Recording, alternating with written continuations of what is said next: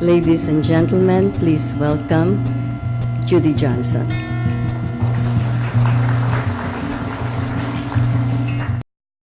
Our theme this evening is goodness, living with goodness, keeping goodness alive. And I have a rare fortune of traveling around the world to visit Brahma Kumaris centers in different countries. And I just come from Thailand, and I'm on my way to Australia, and I've been in India, and I live in Canada. So quite, different cultures, actually, very different cultures. And yet every time I walk into one of the BK centers around the world, it feels the same.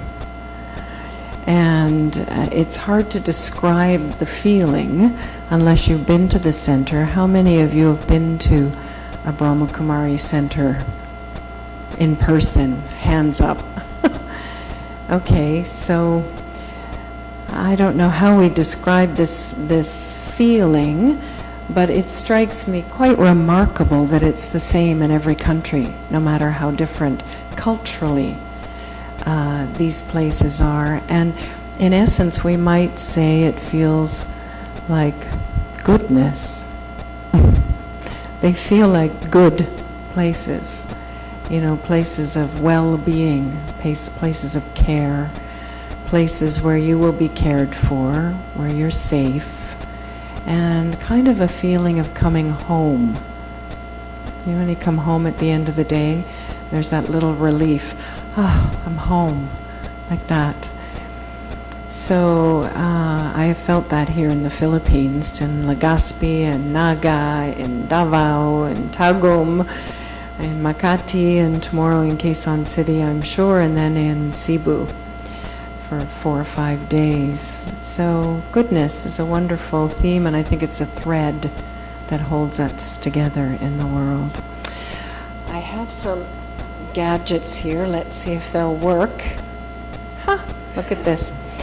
I'll tell you a little bit about myself as we go along, but as I began preparing for this talk, this kept happening to me.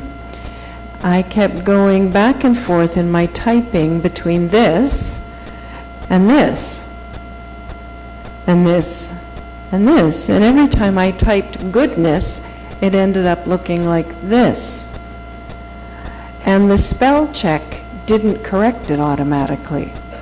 So who knew that godness was in the spell check? But it must be there because it never self-corrected itself. And I thought, well, what's the message in that to me as a meditator? At first I was just annoyed with myself that I couldn't spell it correctly. And then after it kept happening, I thought, maybe there's a message here. And I think the message has got something to do with God and goodness, and they're connected. I've been meditating with the Brahma Kumaris for 20 years in Halifax.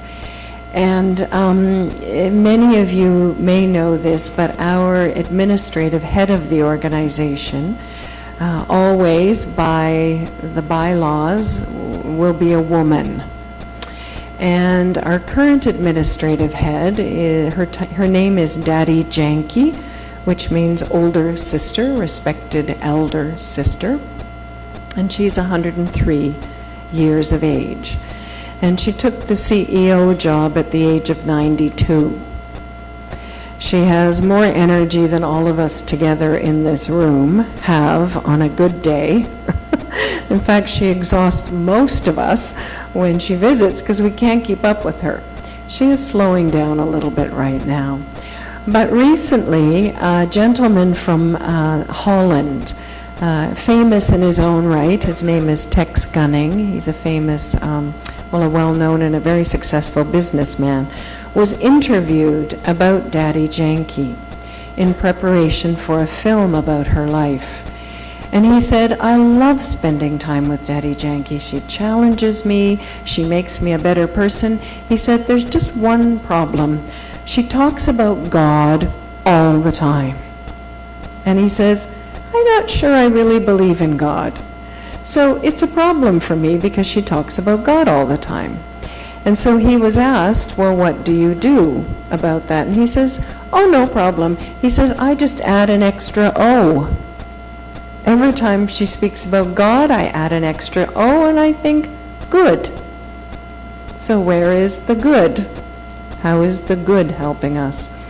So I think this is an accurate mistake that was made, Godness, because in Daddy Janki's mind, and in my experience since I began meditating with the Brahma Kumaris, if you are close to God, then only goodness can come from your words, from your actions, and even just from your vibrations, that you feel good to be around, because God's energy is pure and uplifting and loveful.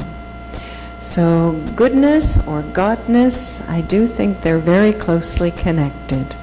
So why do we need to keep goodness alive? Is goodness dead in our world? What do you think? Or is it dying? What do you think? Or is it just buried under worry and anxiety and competition and cynicism and fear? What do you think? Dead, dying, or buried? None of which are terribly good news. Dead, dying, or buried? Well, it seemed a little hopeless to me, actually, to answer yes to any of those three. Dead, dying, or buried. So my feeling, actually, is that goodness is having a resurgence in our world.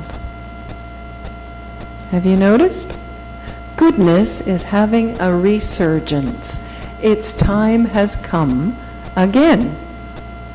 It seems to me every time something bad happens in our world, and there are more and more bad or difficult, unpleasant things happening to people everywhere, every time something like that happens, somehow goodness comes rushing to the rescue.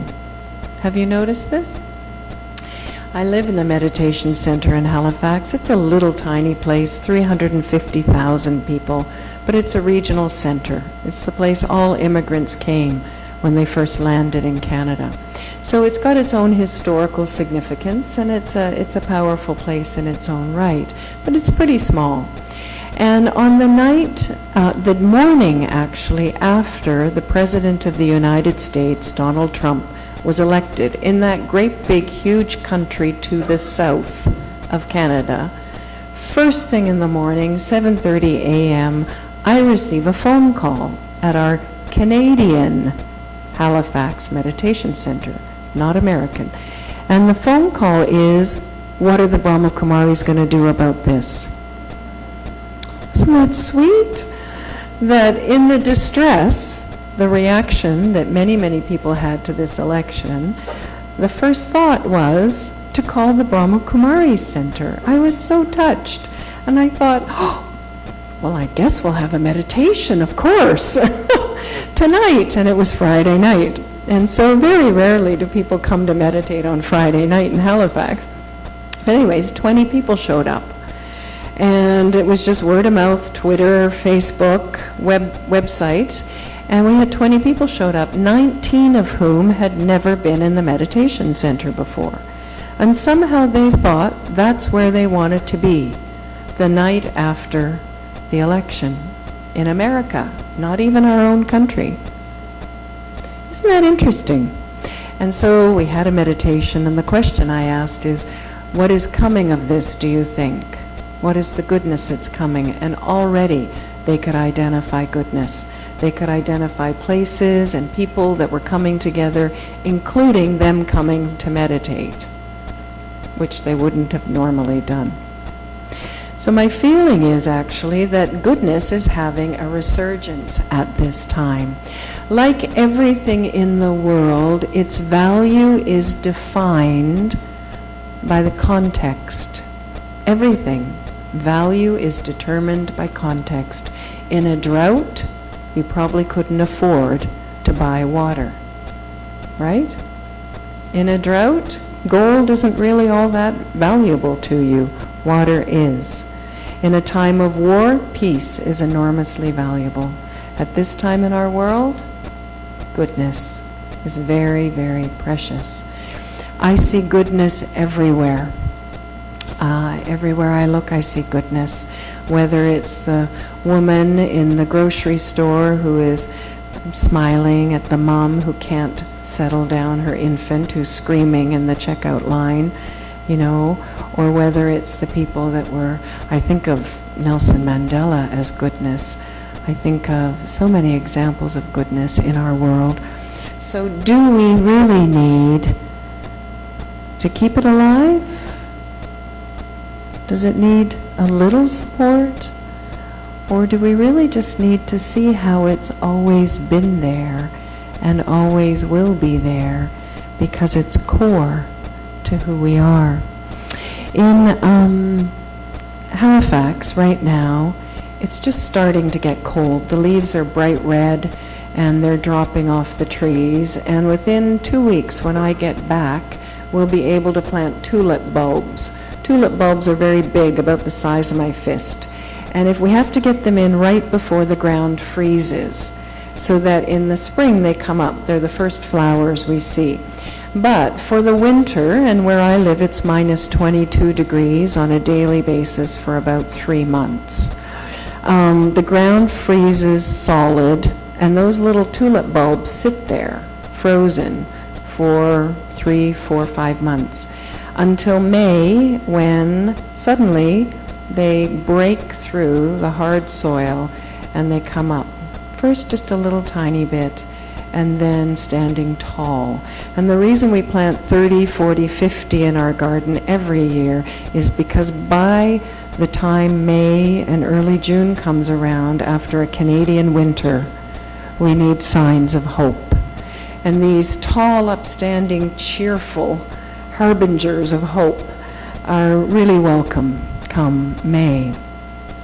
So my feeling is that in the winter of the world, goodness is like a tulip, and its cheerful face reminds us of the season that's coming.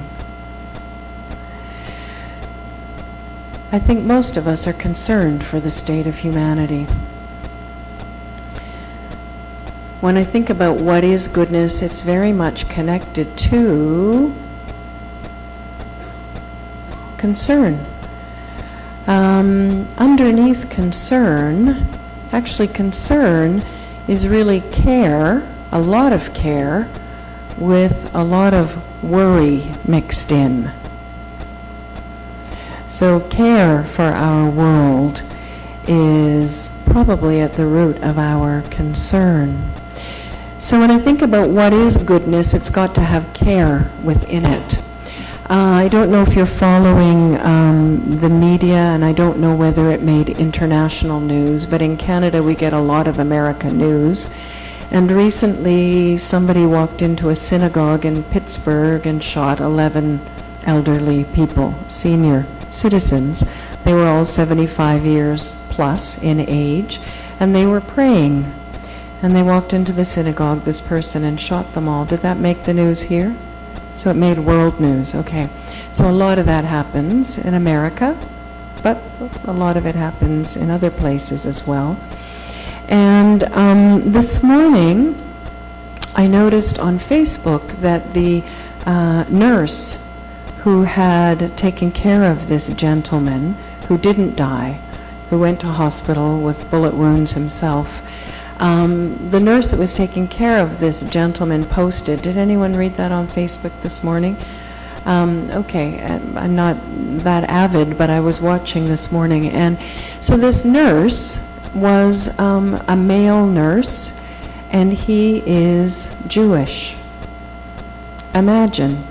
So this gentleman who had shot these 11 people dead in a synagogue came in with life-threatening wounds himself, and this registered nurse, male registered nurse, who happens to be a practicing Jew, someone in the Jewish tradition, was in charge of taking care of him. And the post was fascinating because the reason the nurse posted this morning was that the news media had been talking about this Jewish nurse and saying things like, you know, the vindication that this man was taken care of by someone he could have killed. And, you know, they were really milking it for the vindictive aspect. And the reason this nurse posted this morning said, I have to post. I am the Jewish nurse they are speaking of. And the reason he posted is he wanted to describe what happened with this gentleman. And of course, he was out for a while, and then when he awakened to the nurse by his bedside, he was groggy, and he thanked the nurse for taking care of him. And the nurse said, in that moment, I had a choice. I could have said, I'm Jewish. But he didn't. And the reason he didn't is why he wanted to post on Facebook. He said, I didn't because it didn't matter. In that moment, what that soul needed was comfort and care. And besides that being my professional duty and my ethic, it didn't feel like I would help in any way by saying that I'm Jewish in that moment. I was really struck by that. I don't know what you hear in that story, but I heard goodness.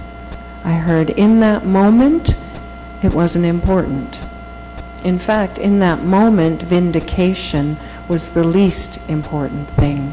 And who knows what that'll do for that gentleman. I'm sure someday he will discover that the person who cared for him was Jewish. But I was struck by the goodness of the individual nurse to rise above sort of lesser feelings, I guess, in that moment.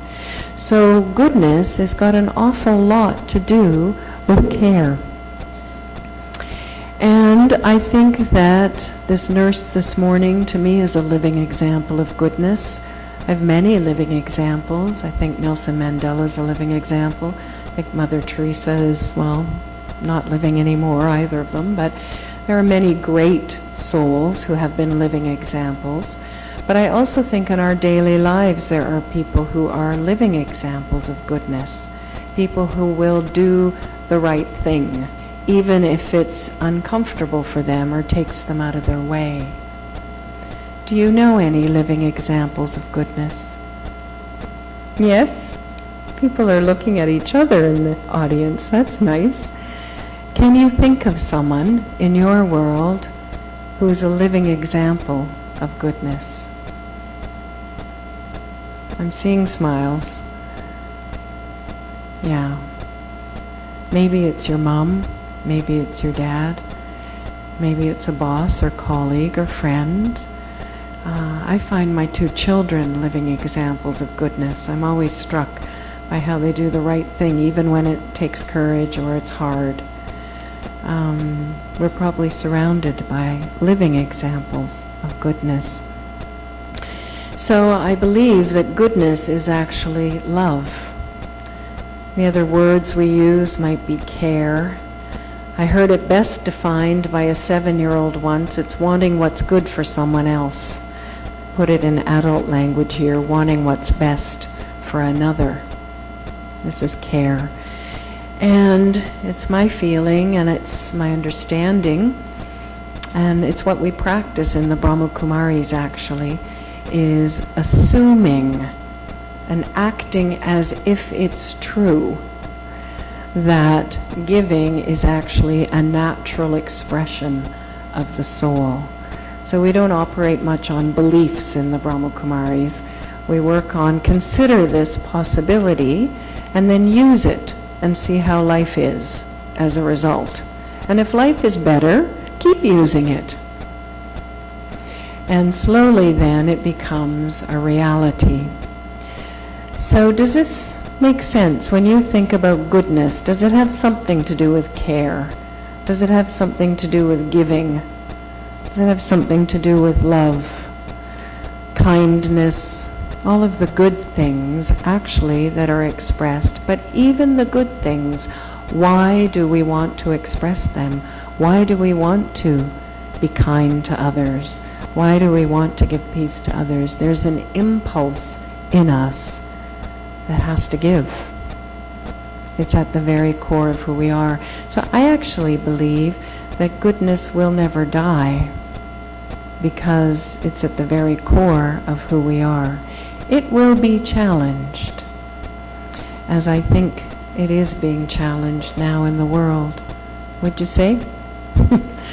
So, what I've found through meditation, when I began meditation with the BKs, it kind of hit me over the head.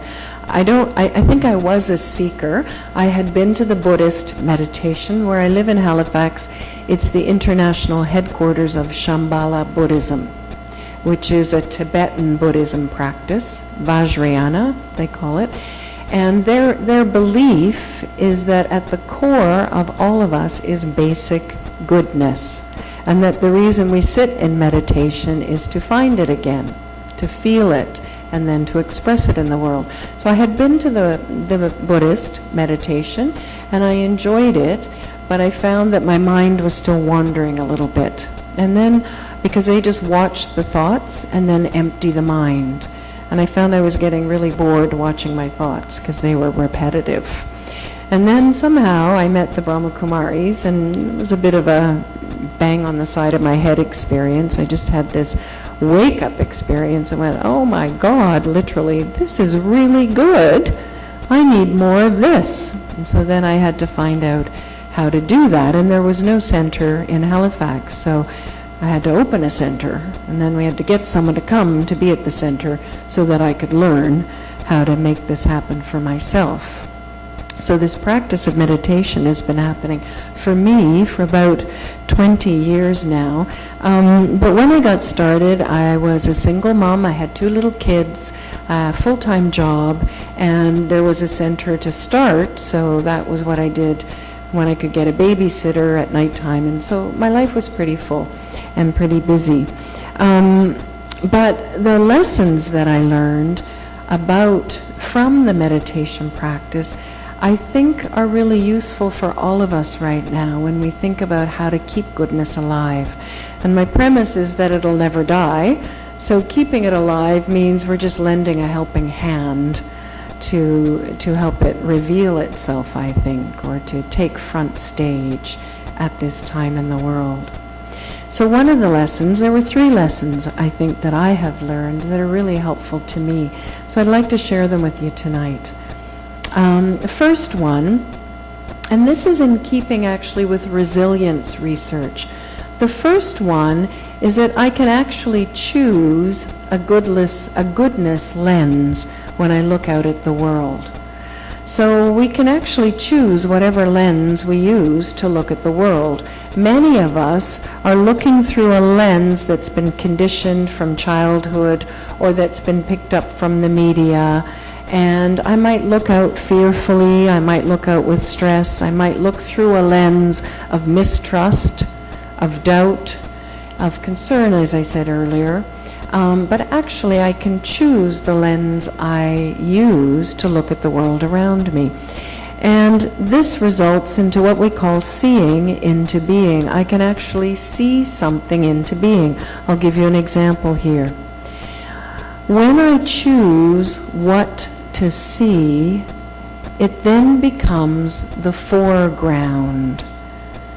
So if you think about shifting foreground and background, depending on how I look at this picture, I can see the parched soil, I can see a drought, I can see a time of difficulty for the people living there, and that is all true.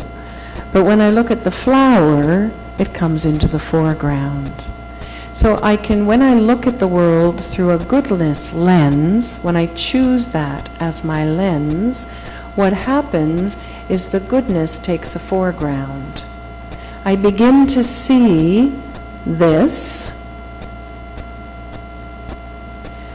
but although that event was incredibly shocking, and I'm sure here in the Philippines it was the same as it was for us in Canada, it repeated every 2 minutes on the TV for 2-3 days maybe. You couldn't get away from the image of the Twin Towers going down. The shock was so great for all of us. And even when we watched it again and again, it didn't diminish the shock. But then slowly, I noticed what happened in the media is this picture began to get bigger. We began to hear the stories of the helpers, the firefighters who went in at risk to their own life to save people they didn't even know, and take them somewhere safe, right? The stories of the people that gathered together in New York City, to hold memorial services, from the Muslim community, the Jewish community, the Christian community, all of them. And I think it was probably the same with this picture. First, we saw only the pictures of the tsunami, and then we began to see, there have been many stories like this in the last decade, actually, more and more stories of this happening all the time. And every time the disaster, the calamity, takes front stage, but then slowly over time we begin to see the pictures. Swiss Air 111 went down off the coast of Halifax, and this happened maybe 20 years ago, 1998. I don't know if you heard of the Swiss Air Flight 111. They call it the UN shuttle. It went between Geneva and the UN in New York, back and forth. And it carried diplomats and researchers and important people who worked with the UN. And it went down off the coast of the city where I live. And for about 2 weeks, the fisher people, simple folk that lived along the coast, went out in their little boats with their little motors to try and find people who might be floating alive in the Atlantic Ocean, where it's very cold, and bring them back to shore. And it became obvious very quickly that all 200 and some people died on this flight because it nosedived directly in and everybody was killed. But for the following 2 weeks, these fisher people went out and retrieved body parts. For 2 weeks, they just went out and fished with their nets, if you can imagine, for body parts. And they did that because they thought if their loved ones went down, they would want to bury the body as fully as possible. And so they went out. They were highly traumatized by this. Counselors were sent in to deal with the fisher people who were helping or just retrieving body parts. But then all of the families from those of Geneva and New York came to Halifax to retrieve the body parts and to give a proper memorial for their loved ones. And what happened was, for the first time ever in Halifax, the imam, the rabbi, and the bishop got together because they had to conduct an interfaith memorial service. And the furthest that interfaith went in Halifax to that point was ecumenical. The different divisions of Christianity met and talked, but it was all Christian. Never had they done anything with the other faiths. So because of this plane crash, the Interfaith Council of Halifax was born on that day in order to create a memorial service. And so the goodness that came from that event was amazing. And the goodness, as these people from New York came, and there were no hotels in this little part near the ocean, people stayed with the local fisher families, if you can believe it, and they took them in and cared for them until the memorial service was complete. And as a result of that, these families went back to New York and they sent a memorial fund of $10,000 every year for 10 years to give 1,000 US dollars for each of 10 high school students from those fisher people's families to go to university, which these fisher people couldn't typically afford. So as a result of this crash, the goodness that happened, and the stories keep coming, because of course those high school students went to university and now they are part of the Interfaith Council of Halifax, and they believe very strongly in this. So a simple, well, it was a major catastrophe for us and for the people who died on that plane and their families. But the goodness that came multiplied far beyond the event itself. And I'm noticing this happening in every calamity and in every difficult situation in the world. So this is one of the first things, is I can choose what I see, so let me choose a goodness lens. And when I do, I begin to see the goodness, it comes into the foreground. The idea of seeing into believing from the resilience research is whatever I see becomes bigger in my mind. And so because it's in my mind and I'm paying attention to it, it pretty much fills my world, it becomes my world. So if I keep seeing goodness, then my world is full of goodness. And even though bad things might be happening, I'm happily experiencing goodness. Interesting shift of lens. So we see something into being, and those who are resilient, those who bounce back from difficulties, have this one thing in common. They always look for the silver lining, they always look for the benefit, and more than that, they look for where is the goodness in this situation, and they follow it. So that's the first lesson, was use a goodness lens. The second was keep in touch with your own goodness. So throughout the day, most of us spend a lot of time in our minds with worry or stress or anxiety, or how do I get somewhere on time, or how do I deal with the traffic, or how do I deal with the heat, and I'm hungry and it's still a long ways to get home. You know, so many things that go on. Worry about finance, about our children. Will the world be a safe place for them? So many things go on in our mind. And yet, underneath the worries, underneath the fear, underneath the anxiety, if I spend time with my own goodness, I will find that it is beneath the worry, behind the anxiety and fear, is a silent place inside myself where goodness resides. And it's the place that nothing in the world can touch. And meditation is just the practice of touching it so that I can experience it. And then that impulse I have to give to others has something in it. I've got something to give because I touched my own goodness. So, I missed a slide. What do you want to see? On the goodness lens, you have to decide what you want to see. Do you want to see the cooperation? Do you want to see the love and support? Do you want to see the generosity? Do you want to see people reaching out?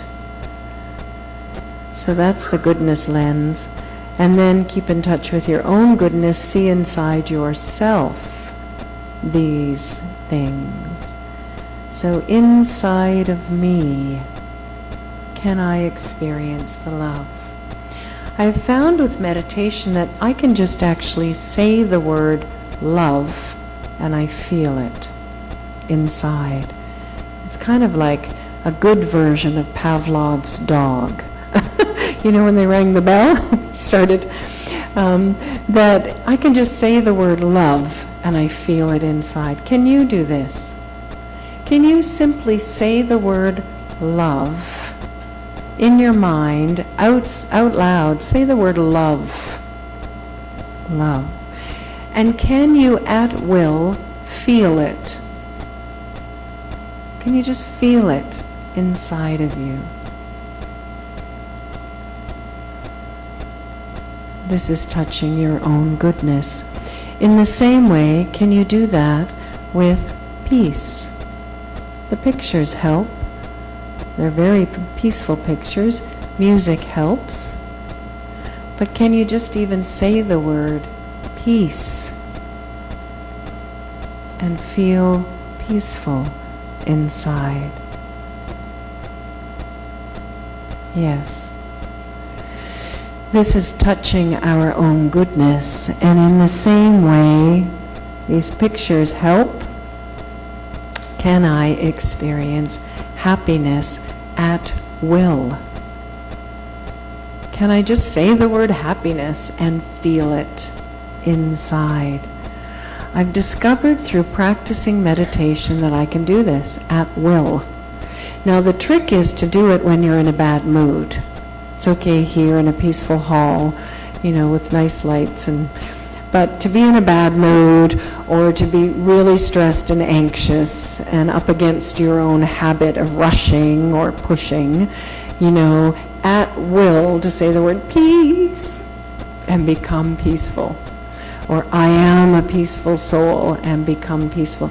This is like it feels like a mental muscle, because you're pulling your attention away from the anxiety and in deeper, deeper, deeper to where the peace is. But it's actually a spiritual muscle. And we strengthen this spiritual muscle every time we go inside and touch our own goodness, feel our own goodness. And our own goodness is made up of all these beautiful qualities: peace, love, happiness, right? So we're going to do a little meditation after, but that'll be one of the things we do. So this is the second secret for keeping goodness alive, is can I experience on a daily basis, am I making even just a little bit of time? It doesn't take a half hour. It doesn't take a lit candle in a quiet room. Sometimes all it takes is getting up 5 minutes before the children do, or 5 minutes before the husband or wife does. Okay, 10 if you want the cup of tea or coffee. A little bit extra time to make it. But then even just to sit and say those words, peace, love, happiness, and feel them. It doesn't take long. But if we make time regularly, then these qualities are there and accessible when we need them the most. So keeping in touch with my own goodness. And then the last one is to see goodness behind the eyes. So I don't know about you, I work as an organizational development consultant. So I've been through all the waves of trends in the organizational development world. And, we started with leadership development, which goes on today. We did process re-engineering. We did all kinds of structural adjustment programs. We did all kinds of things. We did a lot of HR. We did a lot of scripting around performance reviews, and etc. We could go on. But I've noticed in all the fads that we've kind of gone from the outside to the inside. In the leadership world, we used to think you had to be born to be a good leader. You had to be born a leader to be a good leader. And then in the 50s, with leadership research, people began to notice, no, actually maybe you can train people to be a leader. And so they got scripts and techniques and competency profiles, and we started to train people. Now, 50, 60 years later, leadership development is coming full cycle back to it's actually all about your character. You can use and learn all the skills in the world, but unless you have the quality of character that wants to use them for good, you will use them to manipulate. And you will use them to get ahead, and you will use them to advance yourself. You'll use them for selfish gains, right? So what I've noticed in the organizational world is that change efforts were focused largely externally on infrastructure to begin. And so what we might call all the hard skills. We have to have technology, we need IT, we need specialty areas, and we need to train people up. And then, in the last 20 years, since Daniel Goleman wrote his book on emotional intelligence, organizations are now saying, oh, we need to train people to have relationship skills, so they can learn to relate, they can resolve conflicts, they can have dialogue, they can understand feelings, their own feelings and other people's feelings. This we call EQ, emotional intelligence, right? So from IQ, what I know and what I know how to do, to EQ, understanding myself and others, relationship. And now today, I'm really noticing that organizations are looking for something a little more sustainable, something deeper. And so in the last 3-4 years, this idea of spiritual intelligence has been born.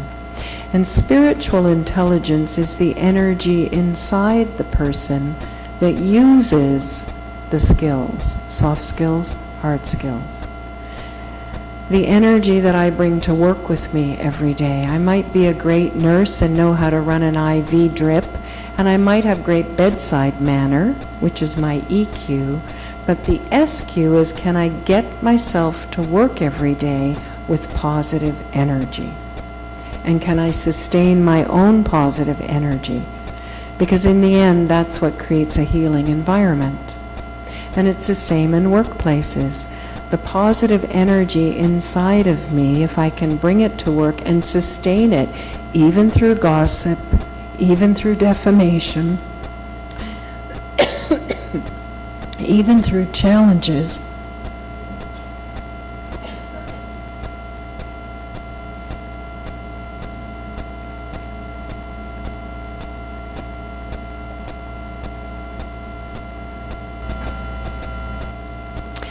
excuse me, if I can keep the positive energy going, even through all the things we know happen in organizations, then I stand a chance at getting cooperation to move projects forward. Right? Projects get stalled because people don't have the energy to give to it. Can't get enough cooperation to get a really good idea going. Might be the best idea in the world.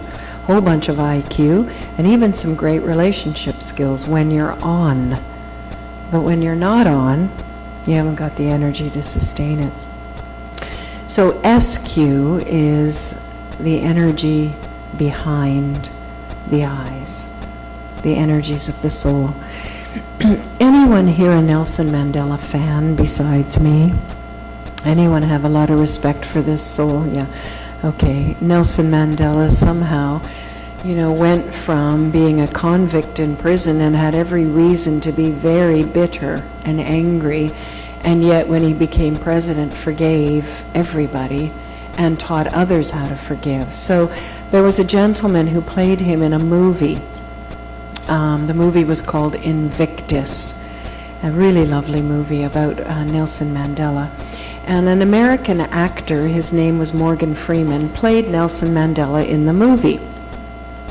And when he was interviewed, he was asked, well, what did you study about Mandela? What did you copy about him? As most actors will mimic the real live person, and it'll be a hand gesture or something. And his answer really interested me. He said, there was one notable feature about Nelson Mandela that I tried to copy as an actor when I played him in the movie. And this quality was the silence behind his eyes. So it wasn't about hand gestures, it wasn't a tick or a movement of the body, it was a silence behind his eyes. So he was looking behind Mandela's eyes and saw how still and silent this man was. And he said that's what he tried to copy. And everything from all of Nelson Mandela's behaviors and actions came from this stillness, this very settled place, right? So, seeing goodness behind the eyes, we're taught in the Brahma Kumaris to consider that the soul, the very being, the spirit that you are, exists in this human body behind the eyes, in the front of the brain. And so when that spark of life energy leaves this body, it will collapse to the ground and we'll call it a corpse. But while the energy, the spirit, the soul that I am, is in this body, that you will see through the eyes, the windows to the soul, right? So that we see behind the eyes to the quality of the being that's there. And when you really look behind someone's eyes, you can see a wealth of riches. Can you turn to the person sitting next to you and without being awkward and too uncomfortable, just look at their eyes for 30 seconds, 10 seconds, very short. But just look in their eyes and see if you can see behind the eyes. Can you see qualities? They're invisible. So you're not seeing with your physical eyes, but you're sort of picking it up. with your antenna. The energy, the qualities of that other person are behind their eyes. So one of the practices we have is to look behind the eyes. Oh, there should be 3 slides here. Oh, they're missing. Oh well. Oh, here they are. Nope, there they are. Remember, goodness is behind the eyes, and we choose what we see. Sorry about that, team. Here it is. So I want you to look behind these eyes. These are 3 of our senior yogis. They've been meditating 40, 50 years, and they're very aware of themselves as beings of goodness, beings of peace and love, and they're very, very full of all these qualities. And a famous Danish photographer did a series of soul portraits, he called it. This is one of them. What do you see behind those eyes?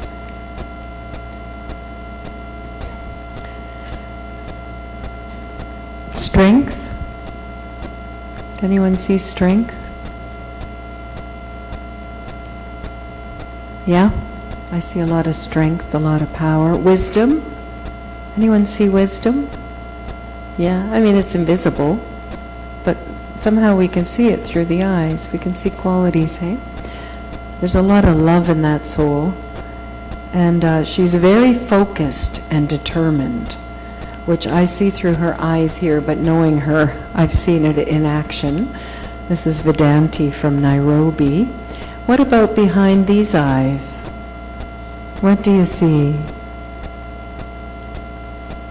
You see love? A lot of love, hey? A lot of sweetness. Has she visited this place? Has anyone met her? This is Sudesh from Germany. A lot of kindness, a lot of sweetness, and a lot of love. Yeah, we can see behind the eyes. And this was the administrative head of the Brahma Kumaris before Daddy Janki took over at the age of 92. And this one left her body. Often people can't tell if it's a man or a woman, but it's a woman. And what do you see behind those eyes? Do you see depth? Yeah. See wisdom? Your power? I see a lot of power in her eyes. She seems to me quite, what's the word? Like unshakable. It doesn't look like much would shake her. Really solid, really stable somehow. And anything else you see there? So behind the eyes is where the goodness is. Right? So if we really wanted to keep goodness alive, here are the 3 possibilities for us, things for us to think about. Choosing a goodness lens and then growing what I want to see into being. So see it into being. See, shifting the lens so that the forefront, the foreground, is the goodness, looking for the goodness. The second one, keeping in touch with your own goodness on a daily basis. Because the only way you'll have goodness to give to others is if you're feeding your own, touching your own, experiencing your own. And third, to see goodness behind the eyes. Back to the Jewish nurse, registered nurse of the Facebook story. He said that when he looked into the eyes of that gentleman in the hospital bed, he said he didn't see evil at all. He expected to see evil. And he said that what he saw instead was a lot of confusion. And he said a lack of depth. I don't really know what that looks like, lack of depth. But it really made me think about, if I'm living life only on the superficial, then I will be more confused. And if I am living life in the deeper energies within me, then there's a stability there, and there's a goodness, of course. So, our 3 lessons. Goodness can never die because it's the very core of who we are. So if we're going to keep it alive, choose to see what's good out there in spite of all the bad. Remember, tulips grow after a pretty hard winter. So in the winter of the world, planting tulips, looking for tulips, keep in touch with your own goodness regularly. And when we look at each other, see beyond the surface. Look what's behind the eyes. So, a final set of images that I will offer you, and after the Q&A we'll do a meditation. But just like the tulip, if I let the sun of God's love shine on the goodness in me, then I too will blossom. So, like the bud, it starts pretty tight until the warmth of the sun. This is a physical sun, of course, but the soul is very much like this. The sun of God's love acts like an activator until the goodness in me blossoms like a flower. And then we fill our world with flowers, with goodness.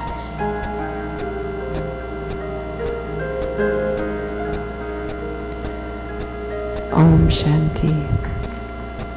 Thank you.